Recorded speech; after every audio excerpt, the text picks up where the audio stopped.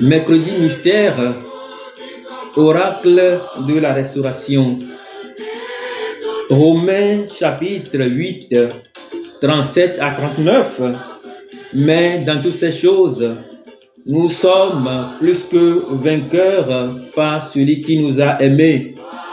Car j'ai de l'assurance que ni la mort, ni la vie, ni les anges, ni les dominations, ni les choses présentes, ni les choses à venir, ni les puissances, ni la hauteur, ni la profondeur, ni aucune autre créature ne pourra nous séparer de l'amour de Dieu manifesté en Jésus-Christ, notre Seigneur. Fiance, venez, donnez-lui votre cœur. Joyeuse espérance, voici la délivrance. Nous connaissons la puissance. Venez, et nous vous disons confiants.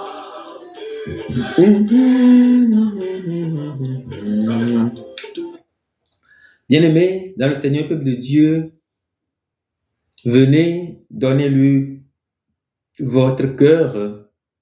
Mercredi mystère, oracle de la restauration. Bien-aimés dans le Seigneur, peuple de Dieu, nous connaissons tous la septuple aspersion du sang de Jésus-Christ, où dans un premier temps, il est allé dans le jardin de Gethsemane, il priait, il tremblotait, son âme était triste jusqu'à la mort, il priait incessamment. Un ange était donc venu le fortifier et sa sueur se transformant en des grumeaux de sang. Par là, il faisait la première aspersion du sang, le sang qui nous a été donné à l'autel selon Lévitique 17, 11, afin qu'il servît d'expiation pour nos âmes. Bien-aimés dans le Seigneur, peuple de Dieu, et après cela, on l'a amené devant Caïphe, où il a été passé à l'interrogatoire et au tabac. Il a été tabassé, dévisagé, on lui a craché au visage et il a été brisé, méprisé selon Isaïe chapitre 53, et c'est par ces meurtrissures que nous sommes totalement guéris. Et ensuite, il a été tabassé au dos. Après coup, on lui a tabassé le visage, dévisagé complètement, craché au visage, et on lui a porté une couronne d'épines. Après cela, il a été amené jusqu'à la croix où il a été crucifié. On lui a crucifié ses mains, on lui a crucifié les pieds, et un soldat tout près de la croix de Jésus-Christ lui a transpercé le cœur avec son épée. Et la Bible déclare que celui-là qui a fait ça, ce soldat-là, s'est mis à genoux et a déclaré vraiment, il est le Fils de Dieu. Bien-aimés dans le Seigneur, peuple de Dieu, c'est ainsi que je nous convie spécialement à faire nous-mêmes notre expérience de Jésus-Christ que nous adorons. Nous devons par nous-mêmes faire l'expérience comme ce soldat de la croix. Nous devons nous-mêmes faire cette expérience et voir qui il est concrètement, le Christ que nous suivons. Dans la loi, en réalité, qui régit la vie chrétienne, eh bien, est une triple étape, eh bien, est constituée de 3 étapes fondamentales, en tout cas selon moi.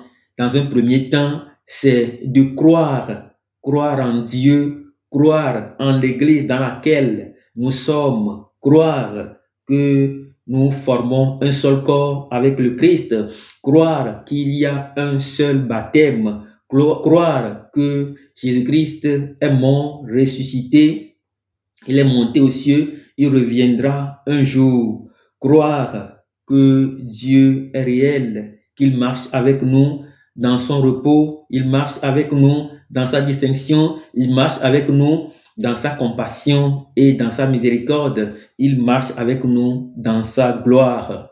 Et la deuxième étape de cette loi, eh bien, c'est l'expérience que nous sommes nous-mêmes appelés à faire avec ce Dieu que nous adorons. Puisque, vous savez, bien-aimés dans le Seigneur peuple de Dieu, en réalité, la foi chrétienne est une affaire intrinsèquement personnelle. Notre foi que nous avons en Dieu est intrinsèquement personnelle. La foi que vous avez en Dieu est purement et simplement personnelle. Votre foi, personne ne peut la mesurer à part vous-même. Eh bien, nous devons incessamment prier pour véritablement grandir dans la foi, puisque briser dans la prière, se briser dans la prière, s'arrêter, éviter, rejeter la prière, quitter la prière, abandonner le chemin de la prière, c'est abandonner aussi le chemin de la foi. Et abandonner le chemin de la foi, c'est abandonner sa vie de chrétienté. Et la troisième étape qui est le top niveau, eh bien, c'est l'étape de la connaissance. Mais aujourd'hui, nous sommes très conscients que nous devons parcourir ces trois étapes.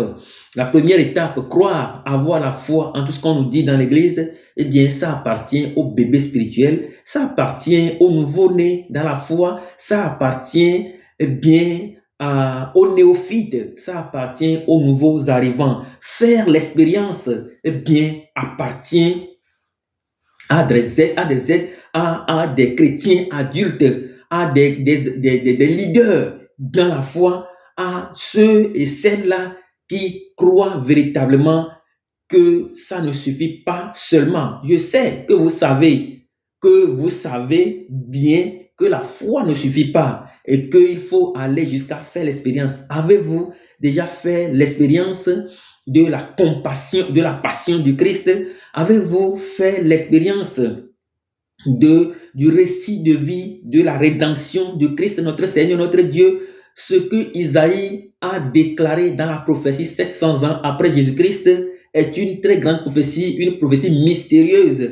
Eh bien, c'est quelque chose qu'il a expérimenté. Eh bien, nous devons nous aussi expérimenter Jésus-Christ, celui qui était à l'agonie, qui priait. La Bible déclare qu'il priait instamment et un ange est venu le fortifier et en même temps, sa sueur devenait comme des grumeaux de sang.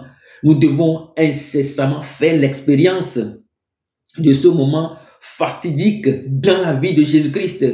Je vous ai déjà fait une confidence que des fois, moi, quand je prie chez moi, j'ai peur.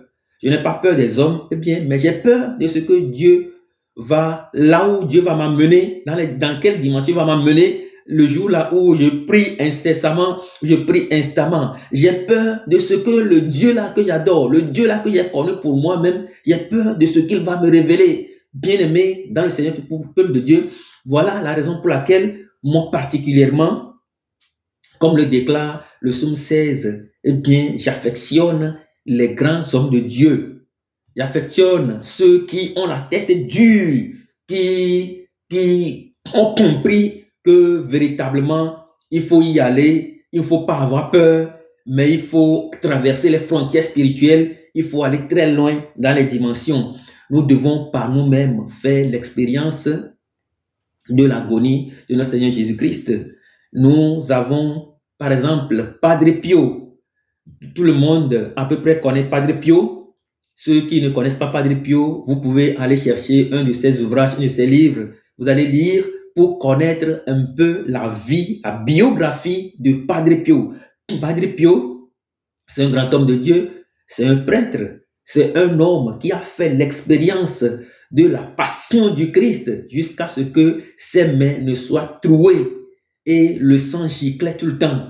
Même à l'autel, le sang sortait et sa présence uniquement servait de guérison, de délivrance, de libération pour toutes les âmes autour de lui. Il était donc un homme d'autorité, un homme humblement, qui est tellement humble, mais puissamment autoritaire. Bien-aimé dans le Seigneur, peuple de Dieu, des gens me demandent souvent pourquoi je parle des Blancs. Padre Pio, c'est vrai qu'il est blanc, mais en réalité, je n'ai pas en tant que tel une référence en matière de quelqu'un qui a fait l'expérience de l'agonie du Christ, l'expérience de la passion du Christ, l'expérience des plaies de notre Seigneur Jésus-Christ. Je n'ai pas vu quelqu'un, en tout cas, je n'ai jamais entendu une expérience comme cela. Il peut, je ne doute pas, il peut y en avoir, mais les Blancs, ils prennent le temps de structurer, de systématiser, de mettre en place une structure, un dispositif qui accompagne la vie de tous ceux et celles-là qui sont des héros dans la foi. Bien-aimés dans le Seigneur, peuple de Dieu, la raison pour laquelle nous, en Afrique, nous devons travailler incessamment pour mettre en place de nouvelles bases, de nouveaux dispositifs pour accompagner tant soit peu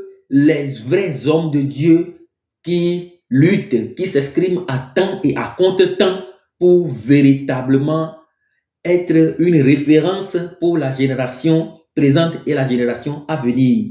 Nous devons faire l'expérience. Padre Pio était véritablement une source de guérison, de délivrance pour le peuple de Dieu qui l'entourait en ce moment-là. Vous pouvez aller chercher sa biographie, lisez la vie de Padre Pio, vous allez voir comment cet homme a vécu, quelle expérience il a faite. Et moi, j'ai un de ses livres qui dit « C'est l'heure des anges » où à la page 165, il est écrit que des fois même, il passe simplement dans le couloir et un parfum d'une odeur, d'une bonne odeur l'accompagnait. Bien-aimés dans le Seigneur, peuple de Dieu, nous devons faire l'expérience de ce que nous adorons ou de ce dont on parle, vraie adoration, non pas adorer, louer le Seigneur pour avoir un mariage, non pas louer le Seigneur pour avoir de l'argent, non pas adorer le Seigneur pour avoir les biens de ce monde, mais adorer le Seigneur, s'abandonner au Seigneur, vivre la vie d'un vrai chrétien, vivre d'une manière désintéressée sa foi. Bien-aimé dans le Seigneur, peuple de Dieu, et nous devons aussi faire l'expérience de ce Dieu-là pour connaître qui il est en réalité. Je vais donc finir ce mercredi mystère, oracle de la restauration, par un petit témoignage. En 2004-2005, je ne me rappelle plus de l'année, un soir, j'étais encore au lycée, j'étais à la paroisse, on était à la paroisse dans une réunion où on priait, c'était un dimanche, on priait dimanche soir, et c'était une réunion, on attendait un frère qui devait être parmi nous. Et comme il ne venait pas, on avait commencé la prière. Et on était pratiquement vers la fin, 20 minutes vers la fin, quand il faisait son entrée, quand il fit son entrée dans la salle, dans notre réunion. Et quand il était rentré, moi je le suivais, il ne faisait que pleurer. Il pleurait à chaudes larmes. Il s'était mis à genoux. Il pleurait. Et à la fin de la prière, notre responsable lui avait donné donc la parole pour pouvoir parler. On lui a posé la question de savoir pourquoi il est en retard, pourquoi il n'était pas venu, parce qu'on l'attendait depuis là. Et il nous a rendu un témoignage. Il nous a donné un témoignage. Il a dit, le jour-là, il avait un rendez-vous quelque part. Mais avant d'aller rencontrer la personne, il a décidé de venir prier d'abord, dans un premier temps, à la paroisse avant d'aller, voir la personne avec qui il avait rendez-vous.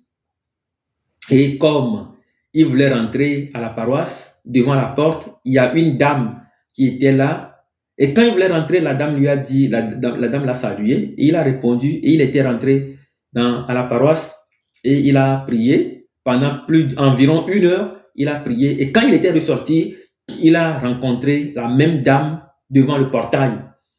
Et quand il partait, la dame l'apostropha et lui demanda où il allait. Et le frère lui a dit simplement qu'il avait un rendez-vous, donc il devait honorer ce rendez-vous au plus vite. Et la dame lui a proposé de le déposer juste au bord de la route. Il avait refusé, mais la dame insista. Finalement, il est rentré dans la voiture, et pendant qu'il est rentré dans la voiture, le frère, il ne sait pas ce qui s'est passé, mais finalement, d'un seul coup, ils se sont retrouvés dans la voiture, mais sur une autre route qu'il n'a jamais vue dans cette vie. Et quand il a soulevé la tête, il a posé la question à la dame, mais où est-ce qu'ils vont? La dame ne répondait pas. La dame filait à toute allure, à vive allure. Et il dit, mais il ne comprenait absolument rien. Et après, arrivé à un moment donné, partout où il passait, il voyait de très belles maisons. Toutes ces belles maisons n'existaient pas dans ce monde. Et il avait eu peur, mais la dame le rassurait. C'est comme ça qu'arrivé tout près d'un bar, la dame s'est arrêtée. Elle a arrêté la voiture. Et ils sont sortis. La dame lui a dit, mais qu'elle va lui trouver une boisson fraîche. Le monsieur a dit, mais non, il avait rendez-vous. La dame lui dit, non, de ne pas s'inquiéter. Et finalement, le monsieur a accepté la boisson. C'était une boisson, ce n'était pas une boisson alcoolique en fait. Donc, il a accepté la boisson et il a juste pris une gorgée et il s'est saoulé la gueule. Il s'est saoulé, il est tombé par terre. Et pendant qu'il est tombé par terre, il ne pouvait plus rien voir.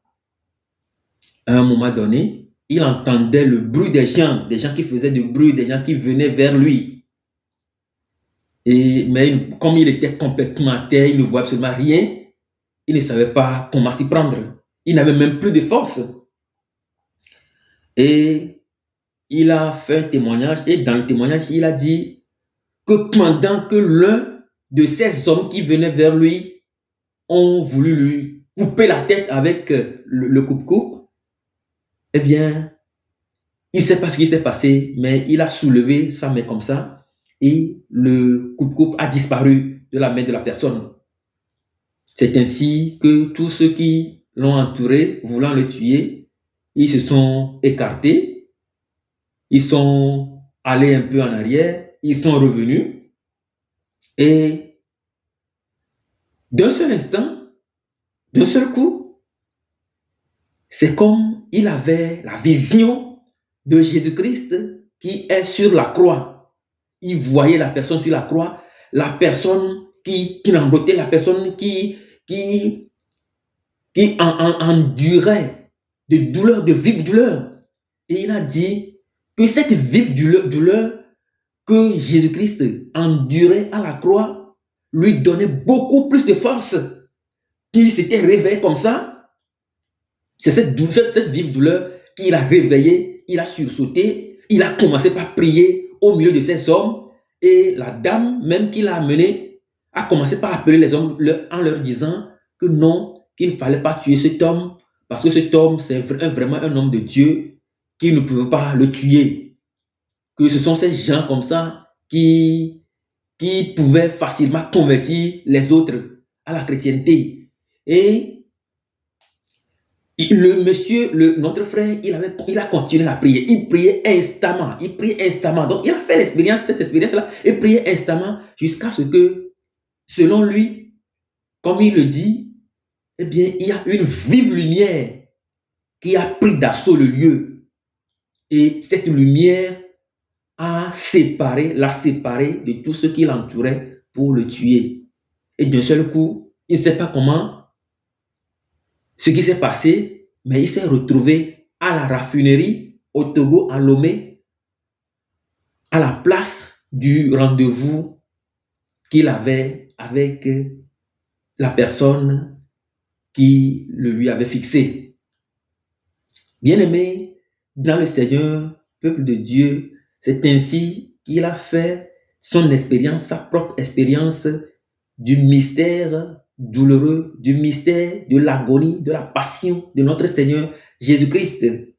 Nous pouvons, nous aussi, faire cette expérience de la passion de Jésus-Christ. Le problème, ce n'est pas le péché. Le problème, c'est qu'il y a des dépôts en nous. Il y a des dépôts, il y a des poisons, il y a des choses dans notre sang qui nous maintiennent en captivité. Il y a des maladies qui nous maintiennent en captivité. Il y a des liens qui nous maintiennent en captivité. Il y a des vraies chaînes qui nous maintiennent en captivité et dont nous n'arrivons pas à nous libérer. C'est pour cette raison que nous devons incessamment implorer le sang de l'agneau qui a servi et qui continue de servir d'expiation pour nos âmes. Le problème, ce n'est pas le péché, mais c'est qu'il y a un dépôt, il y a des débris, il y a un cancer spirituel dans la vie de l'homme qui le maintient constamment dans le statu quo, qui nous maintient dans le désordre, qui nous maintient dans les malédictions, qui nous maintient dans tous les problèmes, qui nous maintient dans la dépression, qui nous maintient esclaves de ce monde, qui nous maintient esclaves de tout ce qui nous empêche d'aller de l'avant. Bien-aimés dans le Seigneur, peuple de Dieu, raison pour laquelle nous devons implorer incessamment, nous devons faire incessamment par nous-mêmes l'expérience de l'agonie, de la passion du Christ, implorer incessamment le sang de la nouvelle alliance, le sang de Jésus-Christ, le sang de l'expiation, le sang de la victime expiatoire, le sang du pardon, le sang d'autorité, le sang de la victoire, le sang de la guérison dans le nom puissant de Jésus-Christ. Faisons par nous-mêmes l'expérience, créons par nous-mêmes une marge de manœuvre. Nous devons faire notre propre expérience, bien-aimés dans le Seigneur de Dieu. Moi, quand je viens ici sur cette plateforme, eh bien, mon objectif, c'est d'amener les uns les autres à faire leur propre expérience de Dieu qu'ils adorent. La foi, comme je le disais tantôt, eh bien, c'est une affaire intrinsèquement personnelle. C'est une affaire purement et simplement personnelle. Et nous devons cultiver, nous devons nous cultiver, nous devons faire l'expérience de tous les mystères de Jésus-Christ. Nous devons faire les mystères de la personne de Jésus-Christ. Nous devons faire l'expérience des mystères de la personne de Jésus-Christ. Nous devons connaître le Christ pour nous. Nous devons connaître le Christ pour nous-mêmes et pour notre maison. Si nous prenons tous les apôtres de Jésus-Christ, eh bien, chacun a fait ses expériences. Chacun a fait ses expériences. Nous aussi, nous devons faire notre propre expérience pour ne pas idolâtrer les gens, pour ne pas idolâtrer les uns, nous idolâtrer les uns et les autres. Dieu nous bénisse abondamment, que la restauration se déclenche dans notre vie, dans le nom puissant de Jésus-Christ. Amen.